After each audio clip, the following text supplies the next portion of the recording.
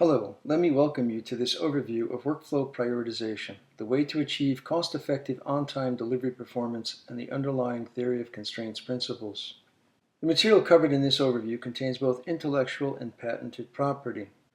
Workflow prioritization aligns a sequence of work orders queued in front of each resource in accordance with the total work still to be completed and the available hours to complete the work, better enabling work orders to be completed within the planned time, on time, and without the need for more overtime hours, and in doing so provides the most cost-effective way to deliver on time. This quote from Albert Einstein simply provides context. The world we have created is a product of our thinking. It cannot be changed without changing our thinking.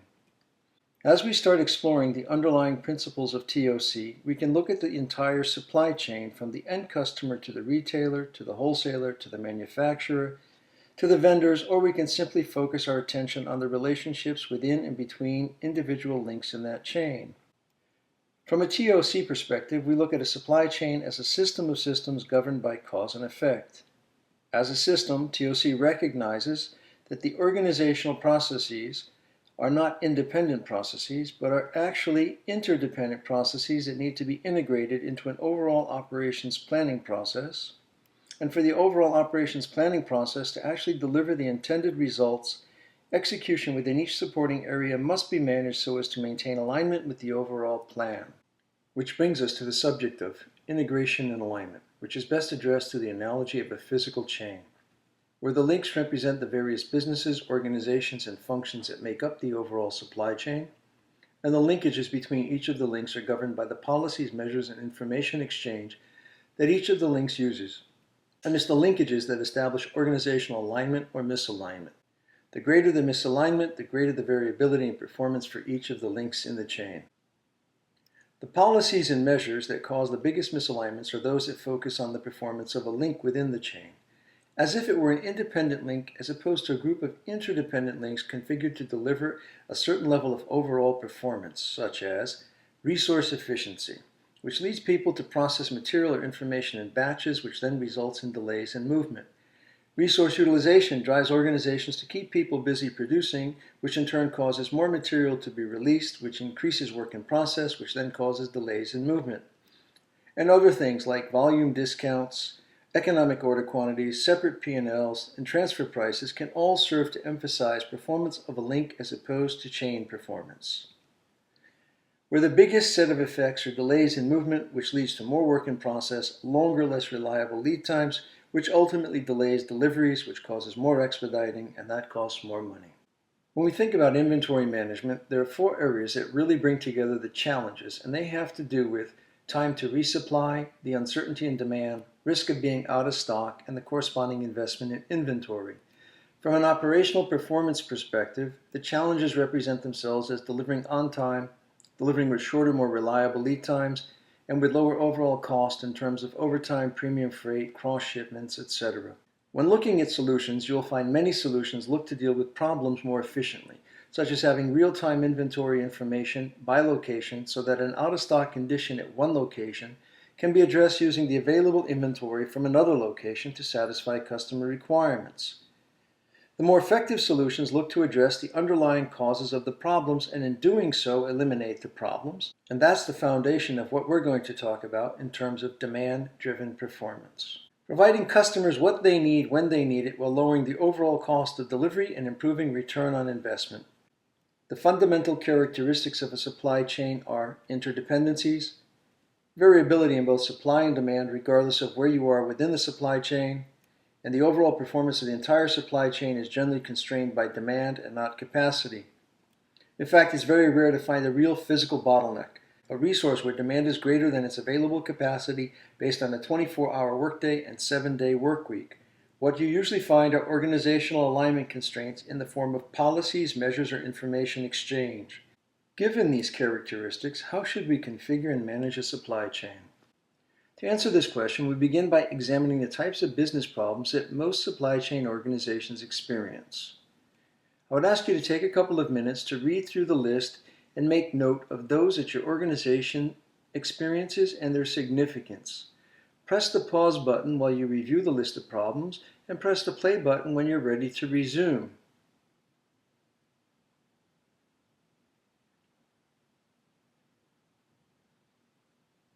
I'm sure that as you have gone through the list, that you also recognize they are not 15 independent problems, but that they are in fact related to each other, and that some problems are caused by other problems. For example, being out of stock, number 5, can cause us to expedite, number 6, and so could having lead times that are longer than our customers are willing to wait. And frequent expediting, number 6, can lead to number 8, workload and priorities that are constantly shifting, which in turn can cause number 7, premium freight charges to be higher than we would like, as well as number 9, overtime charges that are higher than we would like. When we look at this list of problems in this way, we can see that they are all related to each other, either as a cause or as an effect. And it's probably fair to assume that the variability in demand we experience, number 1, and the variability in delivery performance we experience, number 2, are the most underlying causes. Using the TOC thinking processes, we would map out the cause and effect connections between all of the problems in our list in order to validate our assumption that number 1, the variability we experience in demand, and number 2, the variability we experience in delivery performance are in fact the underlying causes of all of the other problems on our list. In doing so, we can see that variability in demand or variability in delivery performance on its own as well as together can result in number 6, more expediting. And at the same time, they can both lead to number 11, having too much of some inventories and not enough of other inventories. Too much inventory generally results in number 10, an inventory turnover that's too low, and not enough inventory results in number 5, too many out-of-stock situations for the items we plan to stock. And being out of stock can cause us to expedite, number 6. Inventory turnover that's too low, number 10, results in number 13, a significant amount of manpower being spent maintaining, preserving, and inventorying the inventory. And each of these can lead to number 14, disagreements over the types and quantities of items to stock, and both 13 and 14 consume resources. On the other hand, frequent expediting, number 6, will cause number 8, workload and priorities to constantly shift, which in turn can cause number 9, overtime charges to be higher than we would like, along with number 7, premium freight charges being higher than we would like. Number 6, expediting, can also cause number 12, inventory designated for one specific order to be redirected to satisfy another order, which in turn can leave us in a position where, number 3, we don't always know exactly what we really need to process and when in order to satisfy customer demand, which can be further exacerbated by the fact that number 8, workload and priorities keep changing, which can also lead to number 4, lead times being longer than customers are willing to wait, which can put us in conflict with our customers, number 15, in terms of lead times. Being out of stock, number 5, and number 3, not knowing what we need to process and when in order to satisfy customer demand can add to the conflict with our customers in terms of delivery performance. And all of the items in the red boxes, number 9, overtime, number 7, premium freight, number 13 and 14, consumption of resources, lead to increased costs and the need for higher prices, which can result in conflicts around price. It's not surprising to see some of these problems feeding back on themselves, like changes in workload and priorities, number 8, loops back and adds more variability into our delivery performance, number 2. And longer lead times, number 4, loops back into more expediting, number 6, as well as a lower level of inventory turnover, number 10. It appears that our initial assumption was correct, and variability in demand, number 1, and variability in delivery performance, number 2, are the underlying causes that we need to address. That leaves us with 2 not necessarily mutually exclusive courses of action. 1, focus our efforts on addressing the causes of variability. 2, focus our efforts on nullifying its effects. Given the fact that we will likely never totally eliminate variability, we are usually better off focusing our efforts first on removing causes associated with organizational misalignments, while nullifying the effects of process and resource variability in order to stabilize the overall business performance. Only then, using the information gained from having nullified the effects of process and resource variability to identify and address the causes. This type of approach will realize the greatest improvements in performance. With that understanding in mind, we'll focus our attention on how do we most effectively nullify the effects of process and resource variability. When we think about the question of what is the most effective way to identify and nullify the effects of variability in delivery performance and in demand, it brings us back to the planning process, in terms of how well it aligns and integrates from an execution management perspective. From a planning perspective, it requires a planning process that accounts for demand, process, and resource variability when establishing inventory levels or determining reliable lead times. And from an execution management perspective, it requires that we are able to adjust priorities based on the impact that actual to planned movement will have on delivery performance. To better understand how the planning and execution management should integrate, let's start with an example where we can more easily see the effects of variability that the planning process must account for when establishing reliable lead times. Here's a workflow with 5 reporting points representing the start of a work order, RP1, its process steps 2 through 5, and its completion, where reporting points 2 through 5 have varying amounts of required work content to be completed before the work order is reported finished. We also see that there's variability associated with each process step as to when the required work content will actually be reported complete, as well as when the work order itself will be completed. If our focus were on identifying and eliminating the underlying causes, we would likely find them in the areas of process variability, product mix changes, quantity and timing, resources not readily available, busy working on something else, or planned and unplanned absence or breakdown. But as we said earlier, our focus is first on nullifying the effects of variability in demand and delivery performance, and then eliminating the causes. Nullifying the effects of variability in delivery performance requires that we establish lead times that can accommodate the time delays in reported work completion corresponding to variability, which means the planning process itself must account for these time delays in workflow by incorporating appropriately sized time buffers into the planning process, which we refer to as allocated time buffers, in that a specific amount of time is allocated to each reporting point to accommodate time delays in reported completions, with an additional amount of time allocated to the overall completion of the work order, which we refer to as a safety time buffer. The allocated time buffers are then incorporated into the process of establishing the planned start and finish of each reporting point and the resulting reliable lead time. With a planning process in hand that effectively accounts for demand, process, and resource variability, we can now take the next step in integrating planning and execution management. By summing up the required work content for each reporting point and the allocated time buffers for each reporting point, along with the safety time buffer for the work order for a total time buffer, we can then compute the reliable lead time by adding together the total required work content and the total time buffer. With the planning process complete, we can now focus our attention on execution management, whereby actual movement is compared to planned movement to assess the impact of workflow on delivery performance and realign in-queue work priorities accordingly so as to better utilize available capacity to deliver on time. From the planning process, we know the amount of time buffer allocated for use by each reporting point, and as such, the amount of planned time buffer remaining at the planned completion of each reporting point.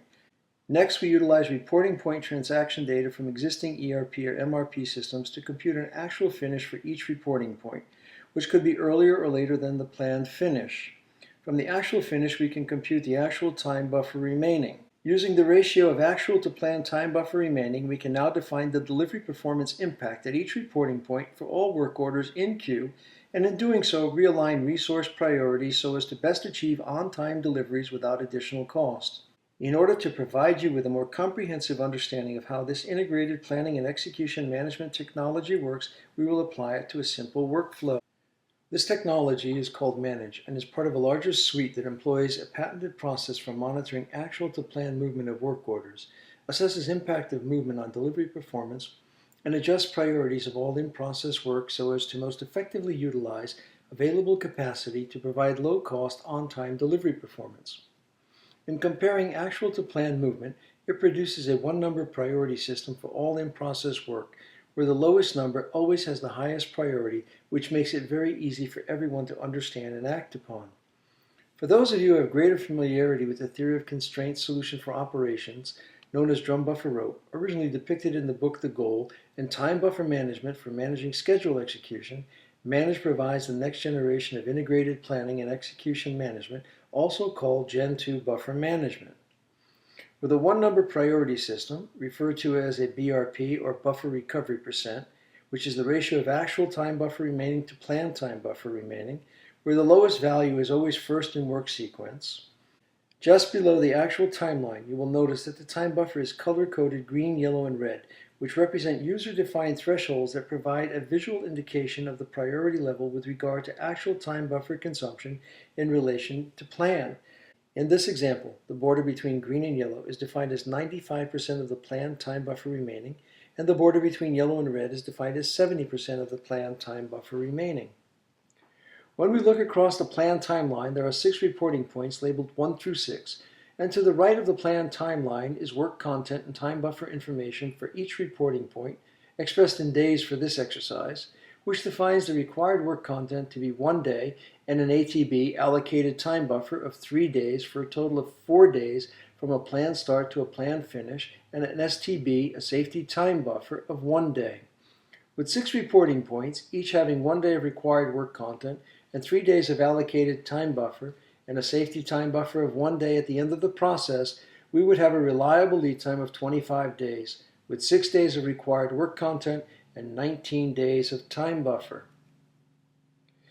Given that we plan for 3 days of allocated time buffer to be used to account for the time delays in work completion at reporting point 1, the amount of planned time buffer remaining would be 16 days.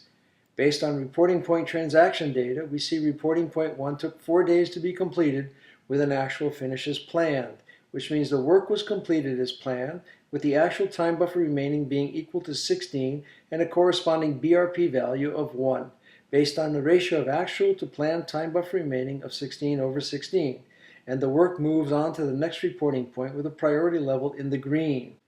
Given that we plan for 3 days of allocated time buffer to be used to account for time delays in work completion at reporting point 2, the amount of planned time buffer remaining would be 13 days. Based on reporting point transaction data, we see that reporting point 2 took 5 days to be completed with an actual finish that is 1 day longer than planned, thereby consuming 4 days of time buffer, which means the work was completed but consumed 1 day more of time buffer than planned, as designated by the black check mark, and the actual time buffer remaining being equal to 12 with a corresponding BRP value of 0.9231, given the ratio of actual to planned time buffer remaining of 12 over 13, and the work moves on to the next reporting point with a priority level in the yellow. Given that we plan for 3 days of allocated time buffer to be used to account for time delays in work completion at reporting point 3, the amount of planned time buffer remaining would be 10 days. Based on reporting point transaction data, we see that reporting point 3 took 6 days to be completed with an actual finish that is 2 days longer than planned, thereby consuming 5 days of time buffer, which means work was completed but consumed 2 days more of time buffer than planned, as designated by the black check mark, and the actual time buffer remaining being equal to 7 with a corresponding BRP value of 0.7, given the ratio of actual to planned time buffer remaining of 7 over 10. And the work moves on to the next reporting point with a priority level in the red, raising its relative position in the queue. Given that we plan for 3 days of allocated time buffer to be used to account for time delays in work completion at reporting point 4, the amount of planned time buffer remaining would be 7 days. Based on reporting point transaction data, we see that reporting point 4 took 2 days to be completed with an actual finish that is 2 days shorter than planned, thereby recovering 2 days of time buffer, which means the work was completed but consumed 2 days less of time buffer than planned, and the actual time buffer remaining being equal to 6 with a corresponding BRP value of 0.8571, given the ratio of actual to planned time buffer remaining of 6 over 7, and the work moves on to the next reporting point with a priority level in the yellow. Given that we plan for 3 days of allocated time buffer to be used to account for time delays in work completion at reporting point 5, the amount of planned time buffer remaining would be 4 days. Based on reporting point transaction data, we see reporting point 5 took 4 days to be completed with an actual finish as planned, with no additional time buffer gained or lost, which means the work was completed as planned, with the actual time buffer remaining being equal to 3, with a corresponding BRP value of 0.75, given the ratio of actual to planned time buffer remaining of 3 over 4, and the work moves on to the next reporting point with a priority level in the yellow. Given that we plan for 3 days of allocated time buffer to be used to account for time delays in work completion at reporting point 6, the amount of planned time buffer remaining would be 1 day, which is the safety time buffer.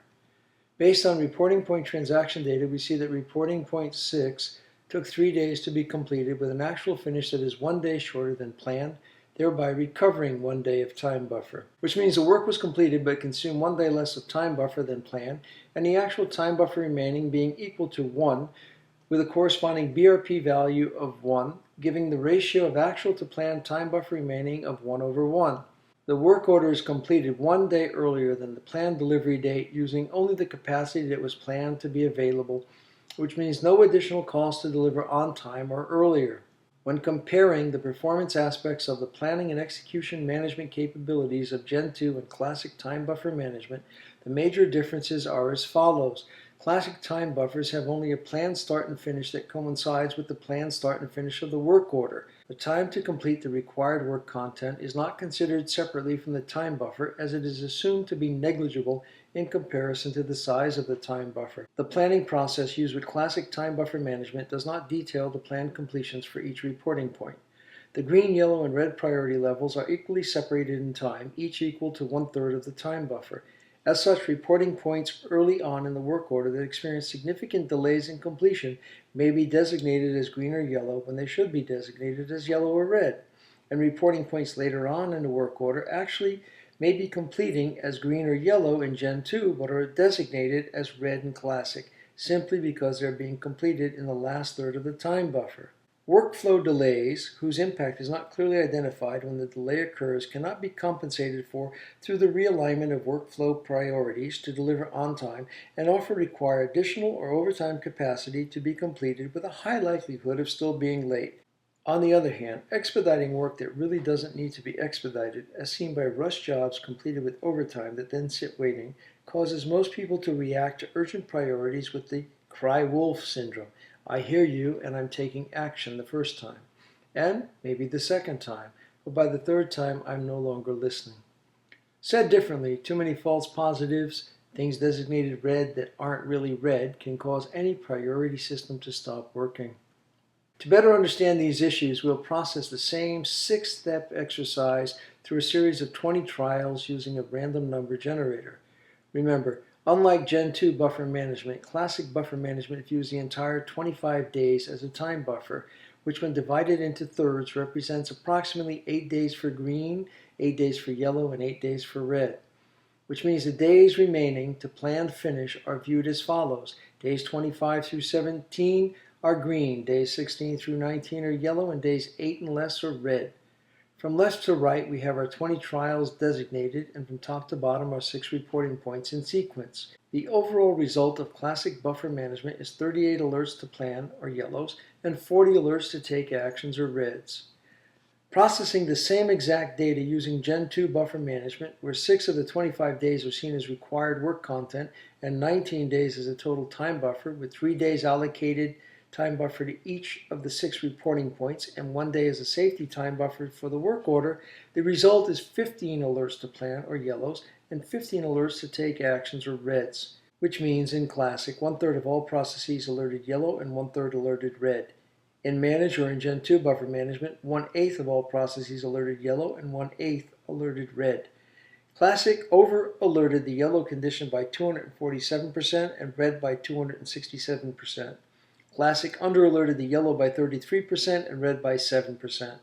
The resulting differences in execution management performance provided by Classic and Gen 2 Buffer Management can easily be seen in the representative graphs, where Gen 2 effectively filters out the noise that Classic Buffer Management passes on. When we look at applying workflow prioritization to achieve cost-effective on-time delivery performance, whether in part or all of a supply chain, focus is on defining and using properly located sized time buffers to create workflow visibility and prioritization in order to provide for a more cost-effective use of capacity to deliver on time. If you think workflow prioritization could help you and your organization do a better job of providing cost-effective on-time delivery performance, and would like to experience what this patented technology could do for you using your own data, please contact us by email at manage@goldrat.com or by phone at area code 203-624-9026. If you stock raw materials, parts, or products and face challenges with inventory management and would like to learn more about the TOC inventory management solution, where planning and execution management come together to form a closed-loop inventory management process, please review the TOC for Inventory Management overview. Thank you.